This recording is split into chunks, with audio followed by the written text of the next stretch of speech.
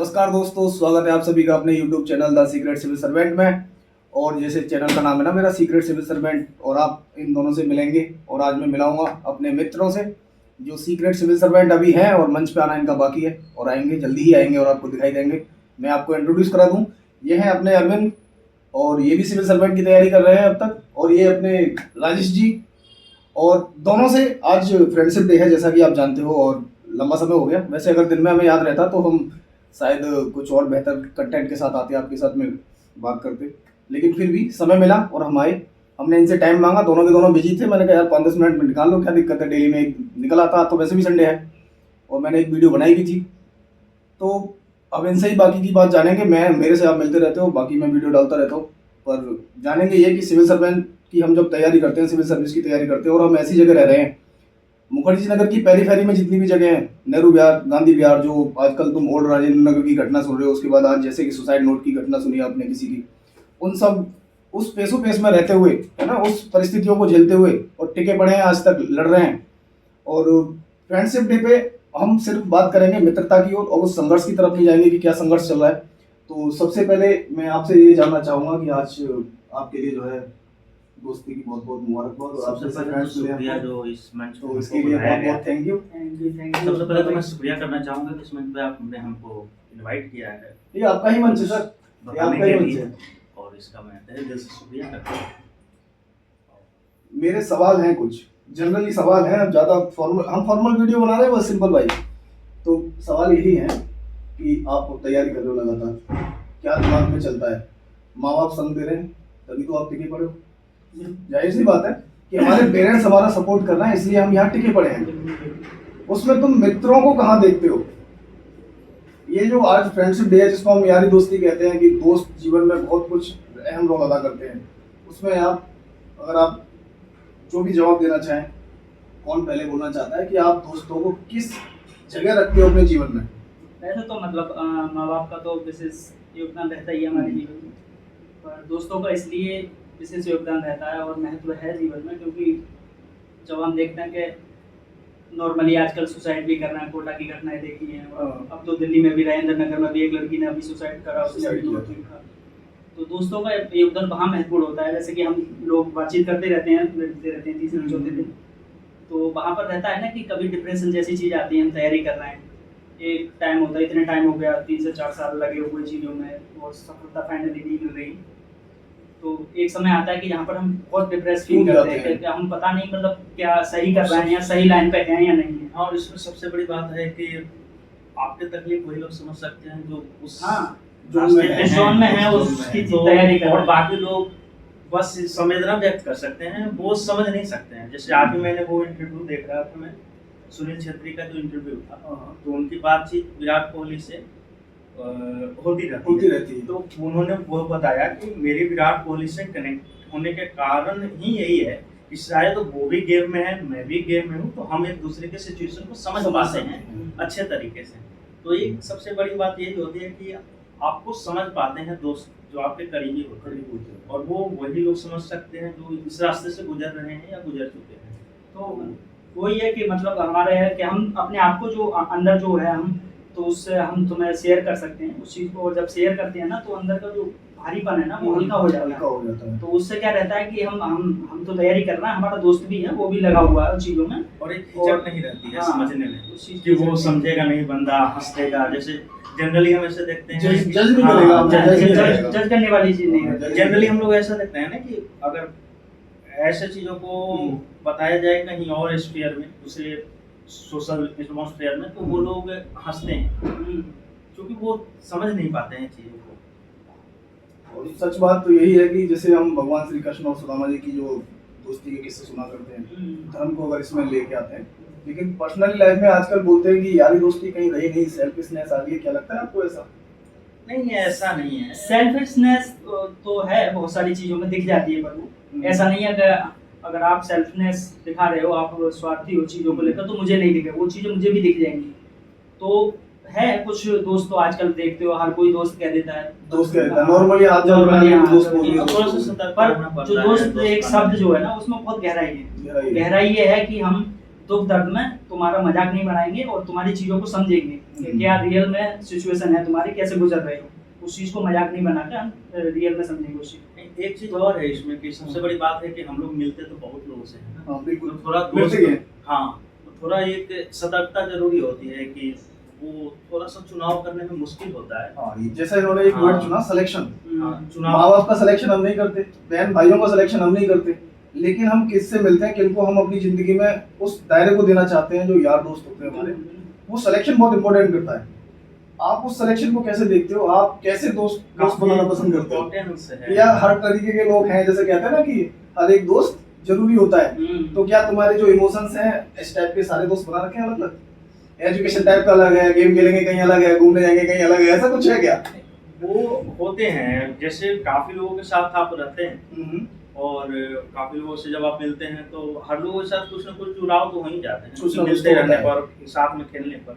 लेकिन वो जो एक फीलिंग होती है जो जिससे आप सारी बातें कर सकते हैं, वो कुछ ही लोगों के साथ होती है, वो सब लोगों के साथ नहीं होती है जो आप हर तरीके के बात अपना शेयर कर सकते हैं। तो उसी को ही जो मतलब वही कहते हैं ना, एक बेस्ट फ्रेंड, मतलब बेस्ट जो लगाते हैं उसी के आगे लगाते हैं कि और कम से कम हम जिसके सामने अपनी सारी भावनाओं को व्यक्त कर सकें, और रियल में वो उस चीज का ना ही बुरा मानता है, ना ही ऐसा नहीं है कि उस चीज को इश्यू बनाए किसी चीज को आगे ले जाकर।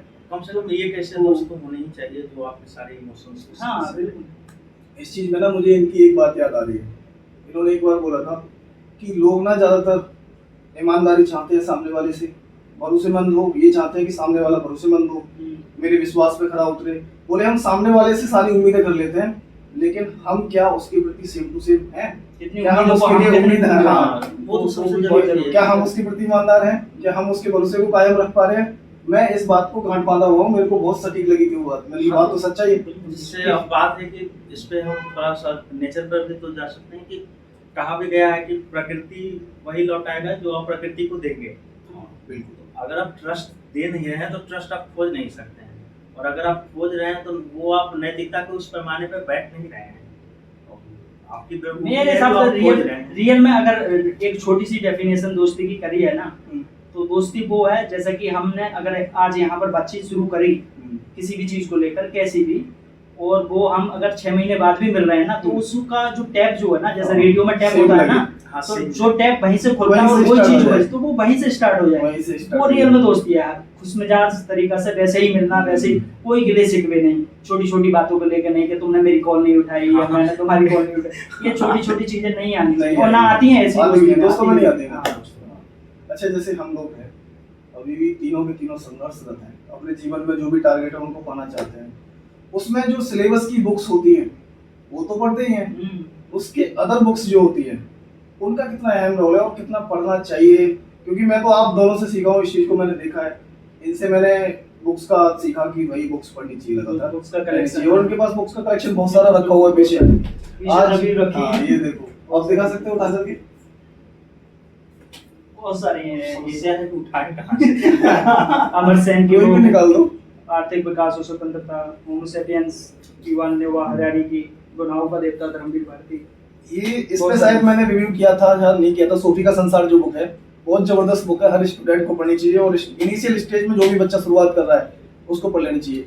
अच्छा, आज हम जो है महिला हाट में गए थे दिल्ली में, तो हम वहाँ घूम रहे थे, तो एक चीज देखने को मिली थी, हिंदी मीडियम की जो बुक्स है थोड़ा सा कलेक्शन कम मिलता है, इंग्लिश मीडियम की कलेक्शन बहुत मिल जाता है।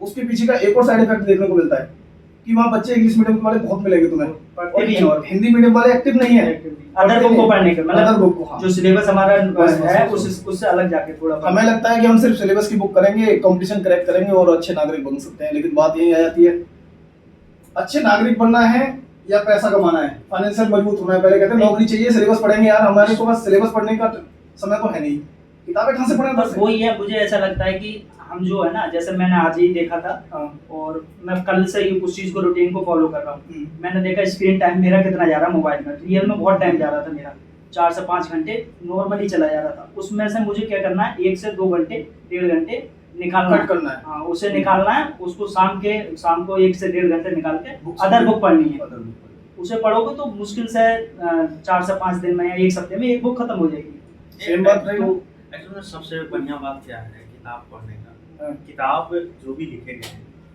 वो कोई अच्छे व्यक्ति लिखे हैं जो जानकार है, और किताब के माध्यम से हमको मौका मिलता है उस जानकार व्यक्ति से अपने आप को कनेक्ट करने का। बिल्कुल।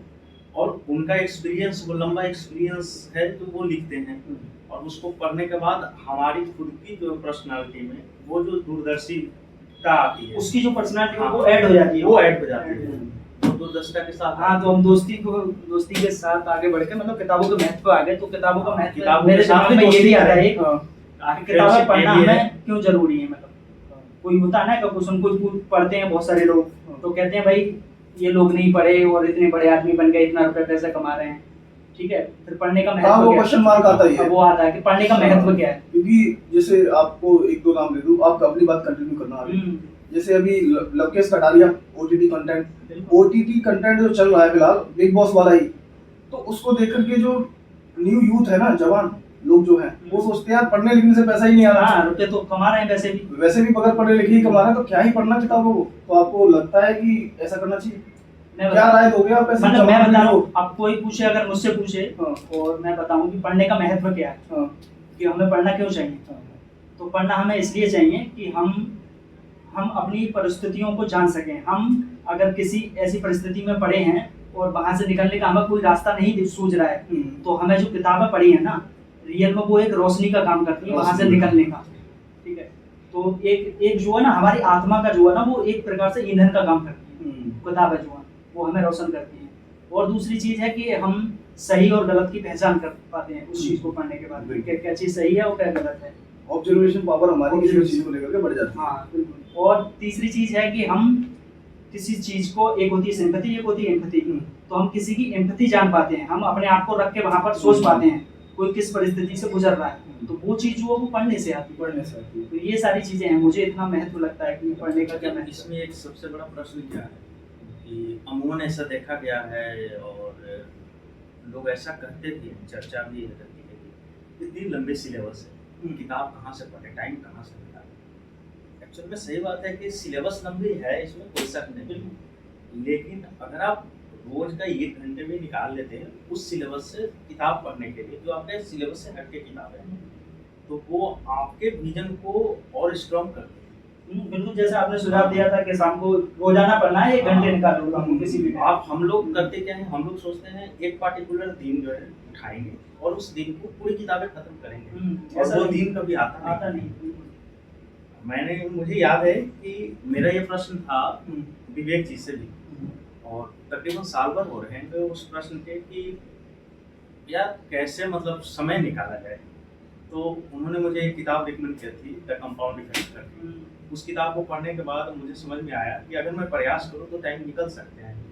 और सच्चाई वो है कि पिछले 1 साल में तकरीबन मैंने 10 से 12 किताबें पढ़ ली है। उससे पहले मैंने एक किताब भी नहीं पढ़ी और टाइम भी वही उतना ही है, वैसे ही बीत रहे हैं। लेकिन वही है कि उसमें सबसे बड़ी बात क्या है कि जो उस किताब में कही गई है कंपाउंड इफेक्ट, कि अगर कुछ भी काम हो, बड़ा अगर काम हो, तो उसको सबसे छोटे भाग से शुरू किया जाए, और उस छोटे भाग से अगर आप शुरू कर लेते हैं छोटे स्टेपों से, तो वो काम भी पूरा हो जाएगा। जस्ट यही किताब में आप अगर मैक्सिमम 400 पन्ने की किताब है, 300 पन्ने की किताब हो, लेकिन आप 10-10 पन्ने भी अगर पढ़ते हैं तो कुछ ना कुछ तो मिल ही रहा है, ऐड ऑन होता है, पर्सनालिटी में भी ऐड ऑन होता है। और एक सबसे बड़ी बात है कि जो आपने बताई वो स्क्रीन टाइम वाली बात, कि उसको थोड़ा छोड़ना पड़ेगा। बिल्कुल छोड़ना पड़ेगा। उससे क्या है ना, हम एडिक्टिव हो, हमें पता नहीं है कि हम किस चीज के एडिक्टेड हो गए। एक दिन मोबाइल छोड़ के देखो, ऐसा लगता है कि क्या छूट गया, मतलब खो गया, हमारी लाइफ में कुछ खालीपन सा है, ऐसा लगता है। बिल्कुल रियल में, क्योंकि छोड़ के देखा है मैंने एक दिन, तो ऐसा लगता है सामने को पकड़ना ही पड़ा। वो मेरे इस बारे में ये टाइम कम करना बहुत जरूरी है। मेरे तो इस बारे में काफी मतलब जबरदस्त एक अनुभव है कि मेरे मोबाइल के चार्जर खराब हो गए।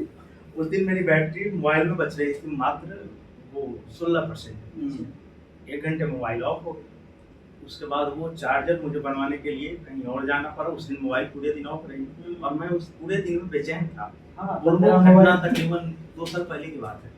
हालांकि इसमें काफी अब सुधार आए हैं और मैं दिन प्रतिदिन प्रयास करता हूँ कि और सुधार किया जाए। तो आगे का क्वेश्चन और मैं करूँगा इनसे, जैसे कि अगर हमारी वार्तालाप यहाँ चल रही है और ये विश्वास है कि हम लोग जब बैठते हैं ना तो हमारी बातें ऐसी ही होती हैं। शायद मुझे लगता है कि जिनको इंटरेस्ट ना हो इन बातों में, जो थोड़ी सी फिलोसॉफिकल बातें चली जाती है, इंटेलेक्चुअल बातें चली जाती हैं, नहीं इंटरेस्ट होगा तो हमारे बीच में बैठना थोड़ा सा मुश्किल हो जाता है, और ये सच बात है। और उसी चीज़ पे हमारी बात चल रही है संगत इंसान की जैसी होती है, कहते हैं ना संगत कैसी है तुम्हारी, और तुम्हारे जो डेली के काम आएंगे आगे, जो आउटपुट निकलेगा वो ये डिसाइड करेगा कि तुम कैसी संगत में रह रहे हो, क्योंकि प्रभाव उसी का निकलता है, रिजल्ट उसी के आ रहे होते हैं सारे। तो इसी संगत के बारे में मैं कहना चाहता हूँ कि इस संगत के हिसाब से आपकी जिंदगी कितनी प्रभावित रही है लोगों से? काफी प्रभावित रहे। कौन कौन आपकी जिंदगी को प्रभावित किया अब तक? काफी लोग हैं, नाम लेना तो उनके बारे में एक अच्छी नाम लिया जाए तो फिर भी। हाँ, लेकिन मैंने दोस्तों से काफी कुछ सीखा। मैं शायद पिछले समय में जाके जब देखता हूँ तो जाने अनजाने में मैंने उनसे काफ़ी चीज़ें ली हैं। ईमानदारी हो गई, लोगों के प्रति मानवता की दृष्टि से देखना हो गया, लोगों का कद्र करना हो गया। यह सबसे बड़ी बात है कि लोग अमूमन ऐसा, मतलब हमारे दोस्तों के बीच में एक कहावत है कि अगर तुम इज्जत दोगे तो इज्जत पाओगे। तो वो जो सारी वैल्यूज हैं वो वहीं से आई, जाने में अनजाने में जहाँ से हो, और सीखने का प्रयास रहा तो आते गए। मुझे ऐसा लगता है कि सबसे ज़्यादा मैंने सीखा है 2 दोस्तों से, एक कपेंद्र और एक सही मायने में तुमसे बहुत सीखा है। तो वो कपेंद्र से सीखा है कि हम 11-12 के बाद में, मेरा दोस्त है कपेंद्र, उनका नाम है, तो वो सीखा है चीज़ों को कि कैसे छोटी छोटी चीज़ों से हम कितना आगे, छोटे छोटे स्टेप से कितना बड़ा आगे बढ़ सकते हैं और कितना कुछ सीख सकते हैं। मतलब उसका ना खास तौर पर टाइम टेबल सीखा मैंने। उसका क्या होता था कि सप्ते में जब घर जाते थे, हम छोटे शहर में रहते थे, तो उसका क्या था कि वो घर पे भी टाइम बताता था और रूम पर भी रहता था। हमारा क्या था कि कभी कभी छोड़ देते थे कि घर नहीं जाएंगे, अगले सप्ते चले जाएंगे, तो ऐसा रहता था। और जबकि वो हमसे ज़्यादा चीज़ें अचीव कर लेता था, मतलब हाँ वो कवर कर लेता था, बैलेंस चल रहा था उनका। उसका जो मतलब क्या बोलते हैं, अभ्यास था चीज़ों को किस हिसाब से कौन सी चीज़ कब कहाँ करनी है। तो वो चीज़ उससे बहुत सीखी थी। आपसे सीखी बहुत सारी चीज़ें, आपके साथ में रही, कोचिंग में सीखा, और उसके बाद में अपनी बातचीत होती रहती है उससे भी। तो ये बहुत सारी चीज़ें। सबसे बड़ी बात तो हम लोग बातचीत करते हैं कि महिलाओं से कैसी बातचीत करनी चाहिए, किस हिसाब से हमें आदर सम्मान देना चाहिए। उसका आदर सम्मान कहने वाली बात नहीं है, वो रियल में फील करने वाली बात है कि हम कितनी प्रायोरिटी दे रहे हैं उन्हें। कहीं पर भी अगर हम उनसे अगर अच्छा फील करा रहे हैं तो उन्हें ऐसा ना, क्योंकि एक तो आबादी बहुत कम आती है लड़कियों की या फिर महिलाओं की पढ़ने के लिए बाहर बहुत कम लोग आते हैं, ठीक है। उसके बाद में भी हम जैसे लोग अगर उन्हें ऐसा फील कराएंगे कि बाहर निकलना सेफ नहीं है ना, तो ऐसी आबादी और कम हो जाएगी, वो बढ़ेगी नहीं। तो हम जब संपर्क में आए ना, तो हम ऐसा फील कराएं कि हाँ रियल में वैल्यूबल हो तुम भी। जैसे हम दोस्तों से बात करते हैं तो लड़कियां महिलाएं वो भी वैल्यूबल है वैसे, तो वो चीज फील कराने वाली। दिक्कत उन लोगों से नहीं है जिनको समझ नहीं है और वो उस चीज की प्रतिक्रिया कर रहे हैं। दिक्कत उन लोगों से भी है, जैसे हम ही लोग इस चीज की, जैसे अरविंद भाई ने बताया अभी, कि अगर हम इस चीज को समझते हैं तो हमको वो एहसास कराना है कि तुम हमारी वजह से तो इनसिक्योर नहीं हो, तो हम वो कंफर्ट दे सकें, ना कि हमारी वजह से कोई अनकंफर्ट हो जाए, अनकंफर्ट हो, उसके लिए फील ना हो कि मतलब गलत हो। तो संगत का असर बहुत होता है। विचार सबके अलग अलग हो सकते हैं, विचार आपस में टकराते भी हैं, लेकिन उनमें संशोधन होता है बातचीत के माध्यम से ही। इंटरनल सिक्योरिटी तक आप ले लो, अंतर्राष्ट्रीय संबंधों तक आप ले लो, आप घरेलू संबंधों से लेकर के अगर आपके मित्र रखोगे अंतर्राष्ट्रीय संबंधों तक, सारे संबंधों में बातचीत के माध्यम से ही सुधार सकते हो। अगर हम यहाँ तीनों लोग बैठे हैं, किसी एक पॉइंट पर परसेप्शन तीनों की अलग अलग हो सकती है, लेकिन जब तीनों अपने अपने विचार रखेंगे तो तीनों ही अपने अपने विचारों में संशोधन करने की क्षमता रख सकते हैं। प्राय ऐसा ही होता है जब हम लोग बातचीत करते हैं कि हम लोगों के विचार कहीं ना कहीं अलग होते हुए भी एक जगह ही आ जाते हैं। जैसे मार्क्स ने संशोधन किया था, ग्रीन के विचारों को किया था, किसके? ग्रीन थीसिस और उसके बाद में सिंथेसिस निकला था। बिल्कुल। तो वो बातचीत से ही होता है, मैं अपने तर्क रखूंगा, आप अपने तर्क रखोगे, अपने तर्क रखेंगे, उससे क्या है ना, एक प्रोडक्टिव चीज निकल के आएगी। हाँ, कि रियल में कॉन्ट्रडिक्शन हो रहा है, वहां से कोई चीज सही क्या है, मूल्यवान क्या है, जो कि सारी चीजों को साध रहे, जो बुद्ध का मध्यम मार्ग है, वो चीज निकल के आती है, वैसा एक विचार। और मैं अपना पर्सनल बता दूं, मैंने इनसे जानने की कोशिश करी थी कि आप किससे सीखे हो। आप बताइए अपना थोड़ा। हाँ बिल्कुल बताऊंगा कि लाइफ में देखो, पेरेंट्स मिले, भाई मिले, मैंने अपने बड़े भाई से भी बहुत सीखा है, क्योंकि उनके स्ट्रगल को मैंने देखा है, उनकी जिंदगी को। उस समय पे हम जो एक एज में होते हैं नहीं समझते चीज़ों को, लेकिन धीमे धीमे जब हम उनकी एज में होते हैं, जिस एज में वो थे, तब हम उनको समझ पाते हैं कि वो सही थे और हम गलत थे। तो बहुत सारी चीज़ें समझते हैं। मेरा एक इनिशियल स्टार्टिंग का दोस्त रहा है प्रमोद कुमार त्यागी, उसने मेरी लाइफ को चेंज किया है। सिर्फ विचारों से नहीं, उसके कामों से। चर्चा करते वो जो काम मैंने देखे उसके, उससे मैं बहुत कुछ सीखा हूँ। मैं कभी भी बताता नहीं हूँ कि मैंने क्या सीखा उस इंसान से। नहीं, बताना भी नहीं चाहिए। हाँ, तो उस इंसान से मैंने वो चीज़ ले ली कि मैं सोचता हूँ, कभी कभी मैं बोलता भी हूँ तो कहता है कि नहीं यार ये दुनिया बहुत हरामी है, इतना भी सीधा नहीं होना चाहिए, तो सही है जैसा है ना। फिर मैं उसके बाद निकला बाहर, तो और भी दोस्त रहे। जैसे एक लड़का है, आप जानते हो दोस्त अपना, तुम भी जानते हो, वो प्रशांत को। प्रशांत के अंदर एक क्वालिटी यह है कि वो टाइम बाउंड इंसान है बहुत। दुनियादारी में नहीं पड़ता कि आगे पीछे क्या चल रहा है। हमारा टारगेट सिर्फ ये है, सुबह उठना है, जाना है और वहाँ काम करना है, किसी तीसरे की बुराई नहीं करनी। कभी भी उस इंसान के मुंह से मैंने थर्ड पर्सन की बुराई नहीं सुनी। तो ये चीज़ फिर सीखने में आती है कि हाँ ये क्वालिटी है, क्योंकि क्वालिटी पहचानना भी आता है। और आप मेरे साथ रहे थे, हम लोग एक डेढ़ साल रहे। आपके अंदर जो मैंने क्वालिटी देखी वो है कि आपका जो नाम रखा है ना, डेमोक्रेटिक अरविंद, वो सूट करता है। उसका रीजन भी है, देखो परफेक्ट कोई नहीं होता, मैं परफेक्ट नहीं हूँ, लेकिन तुम्हारे अंदर सबसे बेहतरीन क्वालिटी है कि तुम अच्छे लोगों की चीज़ों को अच्छी अपनाने की बहुत कोशिश करते हो। और वो चीज़ें जो है डे बाय डे तुमको परफेक्शन की तरफ ले जा रही हैं। और सीखने की प्रक्रिया तो वही है, हाँ, कि लोगों के गुण को पकड़ा जाए और दोष को छोड़ा जाए।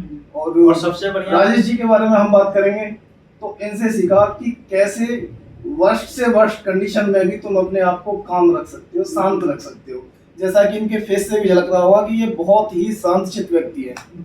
दुनिया उथल पुथल मच जाएगी, जैसे एक साउथ की मूवी देखी होगी, उसमें तुमने श्रुति हसन को देखा होगा, दिखने में लिफ्ट गिर रही है लेकिन ये अंदर से है परेशान।